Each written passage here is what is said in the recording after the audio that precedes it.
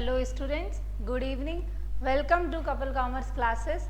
हमारी class 11th की accountancy की मैराथन सीरीज चल रही थी। आज नेक्स्ट क्लास है और हम एक नया टॉपिक पढ़ेंगे। बहुत ही इम्पॉर्टेंट टॉपिक है और बहुत ही छोटा सा टॉपिक है। अगर आपको ये टॉपिक समझ में आता है तो समझिए आपके के कॉन्सेप्ट तो ऐसे ही सॉल्व हो जाएंगे। बहुत ही इजी और बहुत ही इम्पॉर्टेंट टॉपिक है आपके 11th क्लास का। आपके 12th में भी ये बहुत इंपॉर्टेंट है, आपको काम आएगा आगे इन फ्यूचर। अगर आप कुछ भी पढ़ते हो अकाउंटिंग में तो आपको ये टॉपिक आपको ज़रूर काम आएगा। ठीक है, तो स्टार्ट करते हैं अकाउंटिंग इक्वेशन। अगर एग्जाम पॉइंट ऑफ व्यू से देखें तो इसका वेटेज है आपका 4 to 6 मार्क्स एग्जाम में, लेकिन आगे तक ये कॉन्सेप्ट आपके काम आता है। बहुत छोटा सा टॉपिक है, विद इन 30 मिनट्स हम इस टॉपिक को रैप अप कर देंगे। तो स्टार्ट करते हैं अपन बिना किसी देरी के। देखिए अकाउंटिंग इक्वेशन। अब अकाउंटिंग इक्वेशन समझने से पहले हमें कुछ टर्म्स आनी चाहिए, जैसे कि हमारी सबसे पहली टर्म है एसेट। मैंने तो इतनी बार पढ़ लिया, असेट बहुत पुराना हो गया। देखो एक बार फिर से पढ़ लेते हैं, रिवीजन हो जाएगा। असेट्स मतलब वो चीज़ें जो बिजनेस में क्या देती हैं, हमें बेनिफिट प्रोवाइड करवाती हैं, जिनसे बिजनेसमैन को बिजनेस में क्या अराइज हो रहा है, बेनिफिट अराइज हो रहा है। अब असेट कैसे भी हो सकता है, कैश फॉर्म में, बैंक बैलेंस भी आपका क्या होता है, असेट होता है। अब आपके पास फर्नीचर है, क्या है ये, असेट है। ठीक है, लैंड एंड बिल्डिंग है, क्या है, असेट है। जिन लोगों को आपने सामान उधार में बेचा वो लोग आपको पैसे देने वाले हैं, वो क्या है, आपके असेट हैं। तो जिन चीज़ों से हमें क्या मिलता है, बेनिफिट अराइज होता है, उसे क्या बोलते हैं, असेट बोलते हैं। एक वर्ड आता है आपका liability. What is liability, the burden on owner. वो जो आपको पे करना होता है, विद इन अ ईयर पे करो, आफ्टर अ ईयर पे करो, लॉन्ग टर्म में पे करो, लेकिन आपको इसे क्या करना पड़ता है, पे करना पड़ता है। ये सब हम किसके पॉइंट ऑफ व्यू से देख रहे हैं, हम सब कुछ किसके पॉइंट ऑफ व्यू से देखेंगे, बिजनेस के पॉइंट ऑफ व्यू से। तो अगर हम बिजनेस के पॉइंट ऑफ व्यू से देखें ना, तो लायबिलिटी क्या है भाई, बोझ है हमारे ऊपर। क्या है, बोझ, दैट इज बर्डन, जो आपको पे ऑफ करना पड़ेगा। तो लायबिलिटी क्या, burden on owner that has to be paid within a fix time period.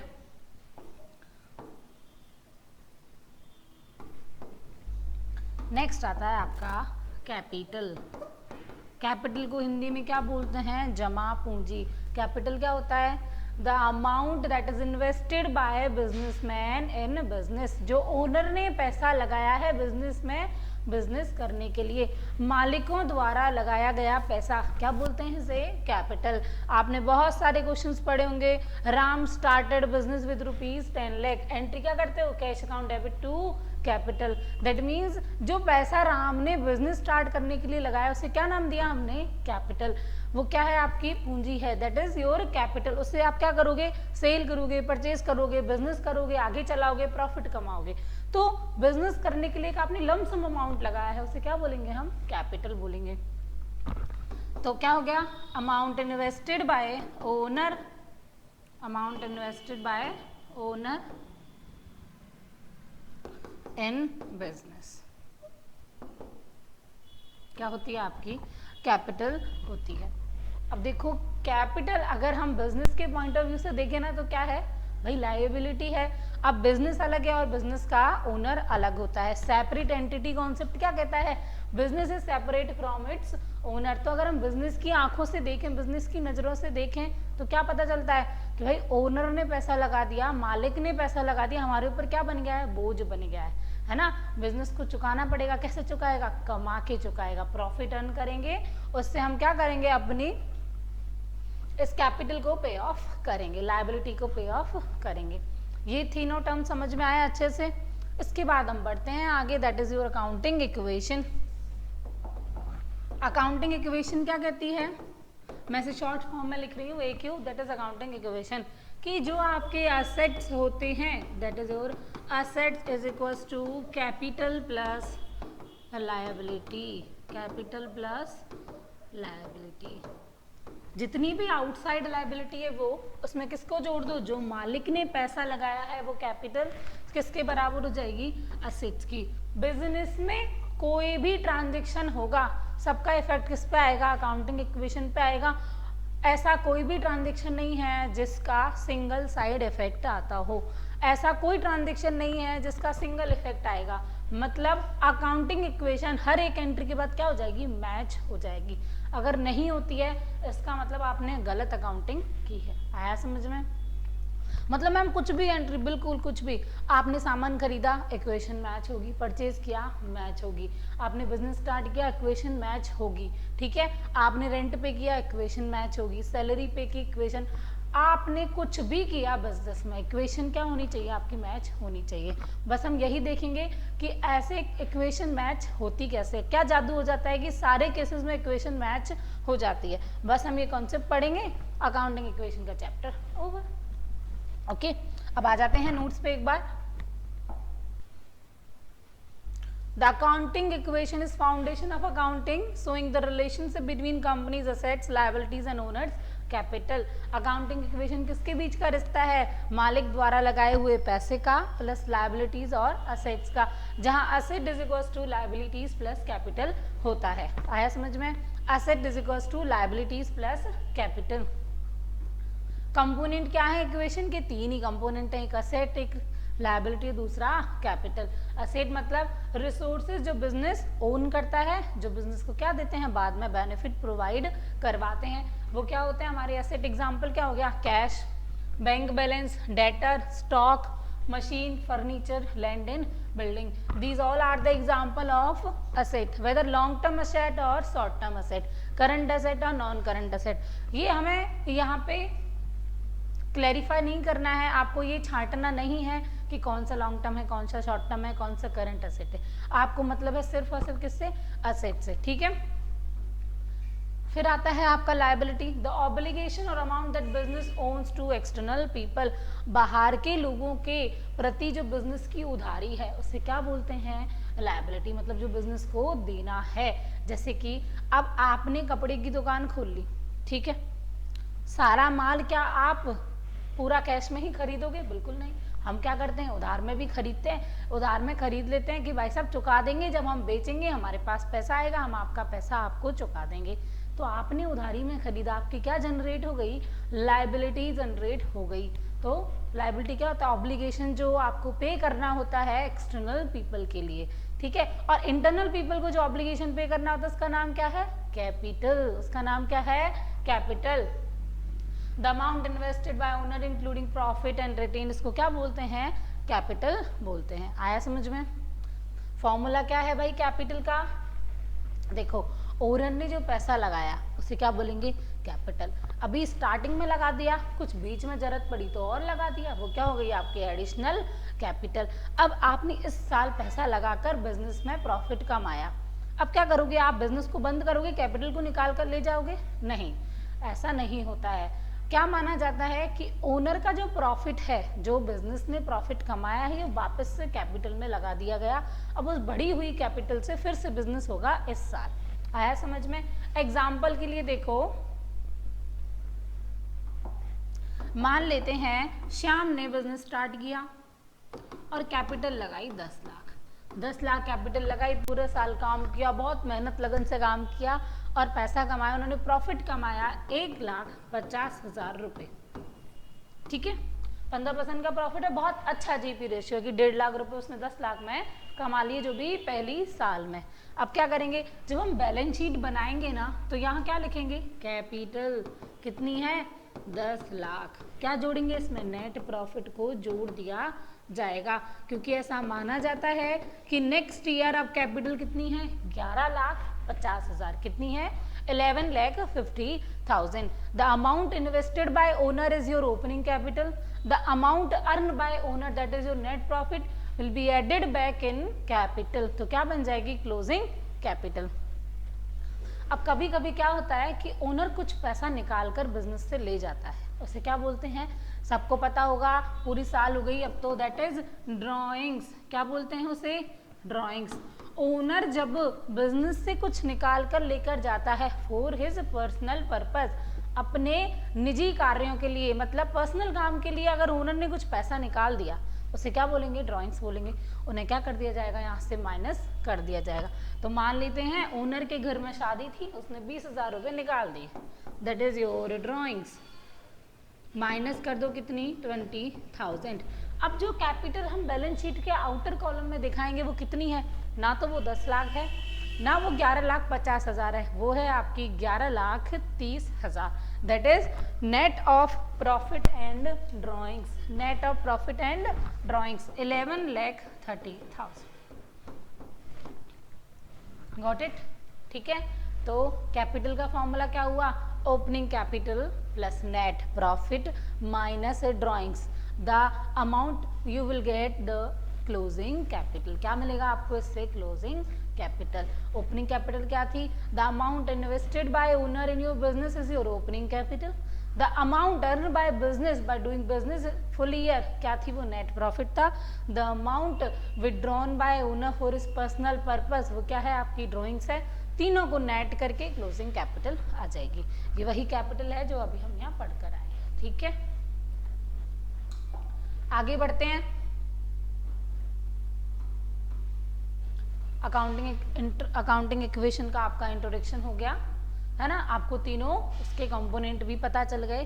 अब हम अकाउंटिंग इक्वेशन काम कैसे करते हैं, क्वेश्चन कैसे करते हैं वो देखेंगे। देखो, effect of business transaction on accounting equation. हर एक ट्रांजेक्शन का दोनों साइड क्या होता है, इफेक्ट होता है। क्योंकि कौन सी अकाउंटिंग करते हैं हम, double entry system. Dual aspect होता है हमारी अकाउंटिंग का कि अगर असेट बढ़ा तो लायबिलिटी भी कहीं ना कहीं बड़ी होगी या घटी होगी। ऐसा नहीं है कि आपके बिजनेस से कैश जा रहा है तो कुछ लौट कर नहीं आ रहा, ऐसा हो ही नहीं सकता। देखो, अगर आपने फर्नीचर खरीदा है ना, इनकेस बहुत इजी एग्जांपल लेते हैं, आपने क्या खरीदा, फर्नीचर खरीदा। फर्नीचर एक असेट है, आप फर्नीचर को खरीदोगे, ग्राहक आएंगे उस पर बैठेंगे। फर्नीचर क्या दे रहा है आपको, वैल्यू एडिशन कर रहा है बिजनेस में। अब पहले क्या है, आपके यहाँ फर्नीचर नहीं था, ग्राहक घंटों खड़े रहता था, इससे आपकी जो सेल है वो कम हो गई, तो आपने सोचा चलो सोफा खरीद लेते हैं। आपने एक असेट खरीदा जिसका नाम क्या है, फर्नीचर। कैसे खरीदा, अरे पैसे दे के खरीदा होगा, कैश दिया होगा आपने। तो देखो, एक असेट आया, जो आया उसका नाम फर्नीचर, एक असेट गया जिसका नाम क्या है, कैश। तो एक आया और एक गया, दोनों साइड इफेक्ट हो गए। नेट इफेक्ट क्या हो गया, 0। 10,000 रुपए गए, 10,000 का फर्नीचर आ गया, दोनों की हम एंट्री करेंगे, नेट इफेक्ट क्या हो गया, 0। असेट का नाम बदल गया ना, बस कैश की जगह क्या हो गया, उसका नाम फर्नीचर हो गया। तो असेट साइड में क्या इफेक्ट हो गया, नेट इफेक्ट 0 हो गया। असेट उतना ही है आज भी, पहले भी 10 लाख कैश था, अब क्या है आपके पास, अगर आपने 1 लाख का फर्नीचर खरीदा तो 9 लाख कैश है और 1 लाख का फर्नीचर है। असेट अभी भी आपके पास 10 लाख का ही है। आया समझ में, ये कहती है आपकी अकाउंटिंग इक्वेशन, ठीक है। अब देखो, कुछ एंट्रीज से हम एग्जांपल्स की मदद से हम अकाउंटिंग इक्वेशन के क्वेश्चंस को समझेंगे। फर्स्ट है आपका, ओनर ने बिजनेस स्टार्ट किया 50,000 कैश से, ठीक है। मुझे फॉर्मूला बताओ, फॉर्मूला क्या होता है मैम, फॉर्मूला होता है assets is equals to liabilities plus capital. Assets is equals to liabilities plus capital. Asset कितनी है, देखो, कौन बन जाओ, बिजनेस बन जाओ। हम कौन है, बिजनेस हैं। अब अपने आप को बिजनेस की जगह अज्यूम करो, ओनर नहीं बनना है, बिजनेस बनना है। ऐसा समझो, अपने आप को आर्टिफिशियल पर्सन समझना है, बिजनेस। अब बिजनेस की आंखों से देखो, क्या आ रहा है, पैसा आ रहा है। बिजनेस में क्या आ रहा है, पैसा आ रहा है, मतलब कैश आ रहा है। कितना कैश आया भाई साहब, कितना, 50,000। तो कैश बढ़ गया कितना, 50,000। कोई लायबिलिटी आई है क्या, अभी तो बिजनेस स्टार्ट किया है, कोई लायबिलिटी अभी जनरेट नहीं हुई है, आउटसाइडर से कुछ भी नहीं लिया है, तो 0। कैपिटल आई है क्या, बिल्कुल, जो कैश आया है वो कैपिटल के रूप में ही आया है। तो कैपिटल कितनी आई है, 50,000। तो अमाउंट कितनी इन्वेस्ट की है ओनर ने, 50,000। अमाउंट इन्वेस्ट की वो बिजनेस की नज़रों से क्या है, एक लायबिलिटी है, इसको कहाँ लिखा, कैपिटल। असेट, इक्वेशन मैच हो गई ना, 50,000 is equals to 50,000, LHS is equals to RHS। आ गया समझ में। नेक्स्ट एंट्री करेंगे, परचेज गुड्स वर्थ ₹10,000 ऑन, सामान खरीदा उधार में, 10,000 का माल खरीदा आपने, कैसे, उधार में। अच्छा ये बताओ, मान लेते हैं आपकी कपड़े की दुकान है, आपने कपड़ा खरीदा, माल खरीदा 10,000 रुपए का, क्या आएगा आपके पास, सामान आएगा। सामान जो बेचने के लिए हम खरीदते हैं उसे क्या बोलते हैं, गुड्स। और गुड्स का क्या हो गया, आपके पास स्टॉक हो गया, क्या है, एसेट है। कितने का सामान बढ़ गया, 10,000 का सामान आ गया। उधार में खरीदा है मतलब पैसे नहीं दिए, अब देने पड़ेंगे, तो क्या जनरेट हो गई, 10,000 की लायबिलिटी जनरेट हो गई। आज नहीं तो कल, कल नहीं तो परसों ये पैसे आपको जिसने खरीदे हैं ना उसको चुकाने पड़ेंगे। तो कितना, 10,000। कैपिटल तो अभी भी 50,000 ही है। ऐड करो कितना आ गया, 60,000 is equals to 60,000। Hence proof LHS is equals to RHS। बस आपको यही करना है पूरे अकाउंटिंग इक्वेशन चैप्टर में, दोनों साइड इफेक्ट दिखाना है एंट्री का, और आपका जो क्वेश्चन है वो सॉल्व हो जाएगा।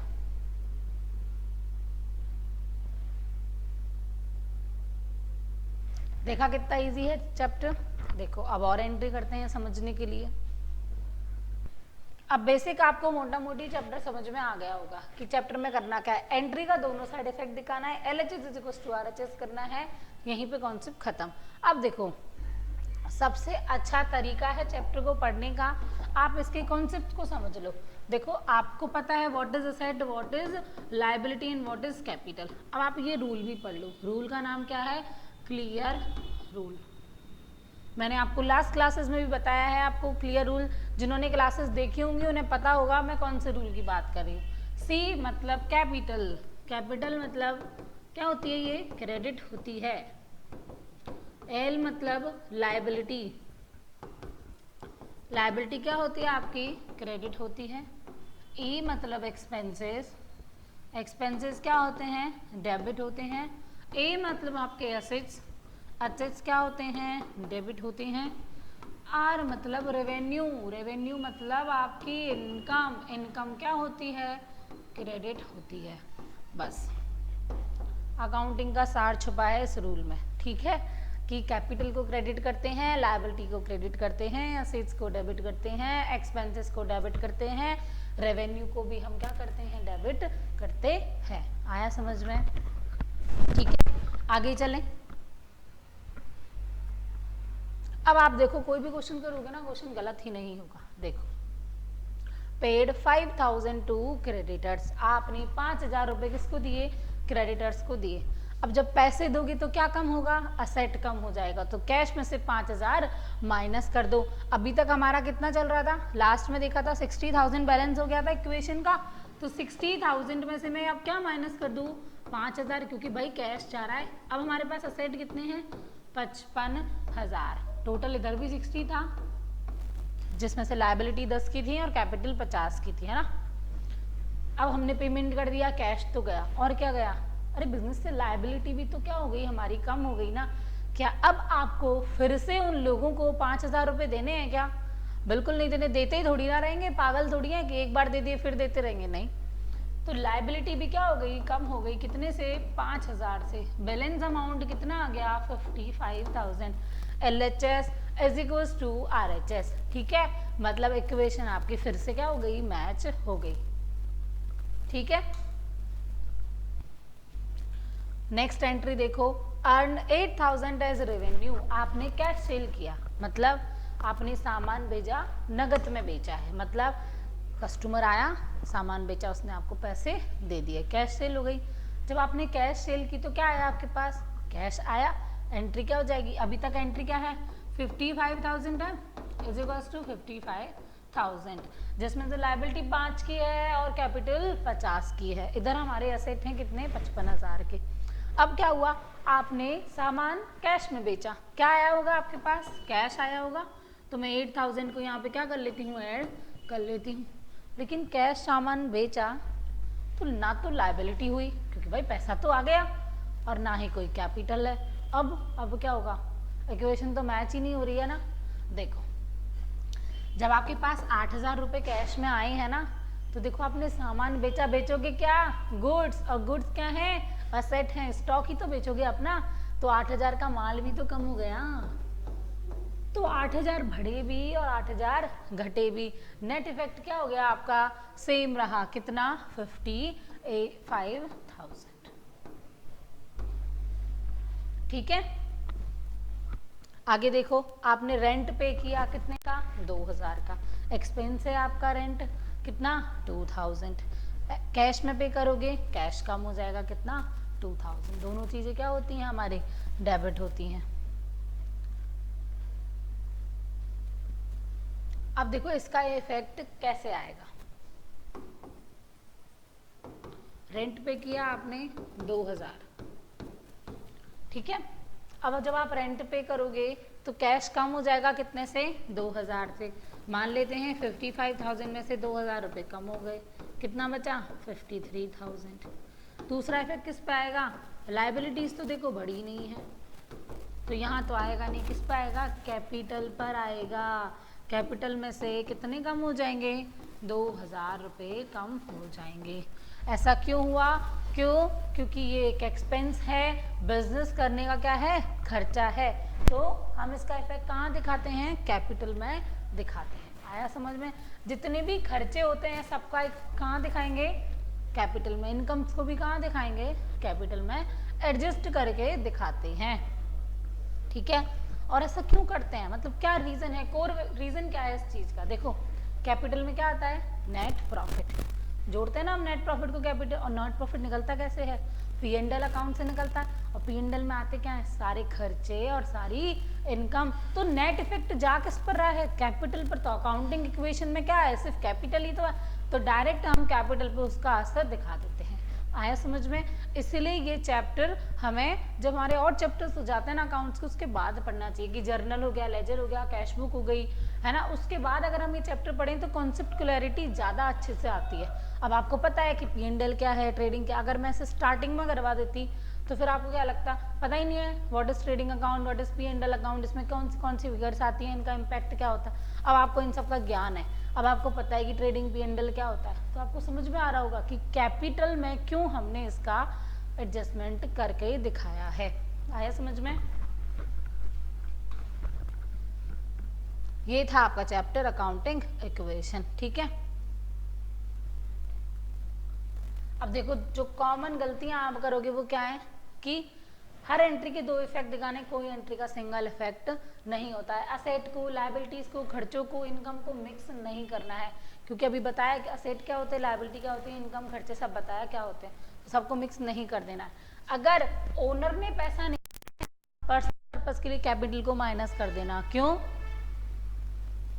अभी बताया ना, कैपिटल क्या होती है, opening plus net profit minus drawings.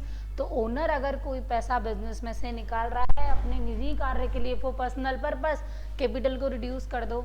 Owner अगर कुछ पैसा लगा रहा है बिजनेस में, that is called your additional capital, उसे ऐड कर दो, तो एडिशनल कैपिटल ऐड हो जाएगी और आपकी जो ड्रॉइंग्स है वो लेस हो जाएगी। एक्सपेंसेस क्या करेंगे, एक्सपेंसेस हुए तो कैपिटल को कम करेंगे, और इनकम हुई तो कैपिटल को इंक्रीज करेंगे। सबसे मेन पॉइंट है चैप्टर का बस यही, कि एक्सपेंसेस और इनकम में क्या करेंगे, अगर खर्चे होते हैं तो एक्सपेंसेस हुए तो कैपिटल को क्या कर देना, रिड्यूस कर देना, और इनकम हुई तो कैपिटल को क्या कर देना, इंक्रीज कर देना, ठीक है। और असेट साइड में क्या आ जाएगा, अगर देखो आपके एक्सपेंस हुए हैं तो असेट कम हो जाएंगे, कैपिटल कम हो जाएगी, दोनों साइड आ गया इफेक्ट बराबर। अगर आपको इनकम हुई है तो कैश में हुई होगी, वो असेट बढ़ जाएगा, और इधर से आपके कैपिटल भी बढ़ जाएगी। है समझ में,